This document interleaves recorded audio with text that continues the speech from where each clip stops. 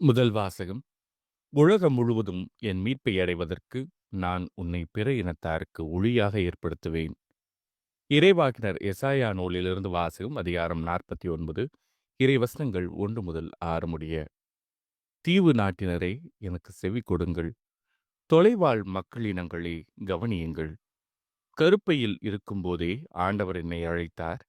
என் தாய் வயிற்றில் உருவாகும் போதே என் பெயர் சொல்லிக் கூப்பிட்டார். என் வாயை கூரான வாள் போன்று ஆக்கினார். தம் கையின் நிழலால் என்னை பாதுகாத்தார். என்னை பளபளக்கும் அம்பு ஆக்கினார். தம் அம்பரா தூணியில் என்னை மறைத்து கொண்டார். அவர் என்னிடம், நீயே என் ஊழியன், இஸ்ரவேலே, உன் வழியாய் நான் மாட்சியுறுவேன் என்றார். நானோ, வீணாக நான் உழைத்தேன், வெறுமையாகவும் பயனின்றியும் என் ஆற்றலைச் செலவழித்தேன். ஆயினும் எனக்குரிய நீதி ஆண்டவரிடம் உள்ளது. என் பணிக்கான பரிசு என் கடவுளிடம் இருக்கின்றது என்றேன்.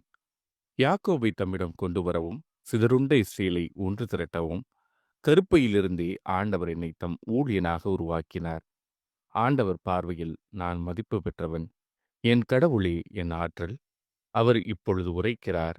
அவர் கூறுவது, யாக்கோபின் குலங்களை நிலைநிறுத்துவதற்கும், இஸ்ரேலில் காக்கப்பட்டோரை திருப்பிக் கொணர்வதற்கும் நீ என் ஊழியனாக இருப்பது எளிதன்றோ? உலகம் முழுவதும் என் மீட்பை அடைவதற்கு நான் உன்னை பிற இனத்தாருக்கு ஒளியாகவும் ஏற்படுத்துவேன். இது ஆண்டவரின் அருள்வாக்கு. இறைவா, உமக்கு நன்றி. பதிலுரை.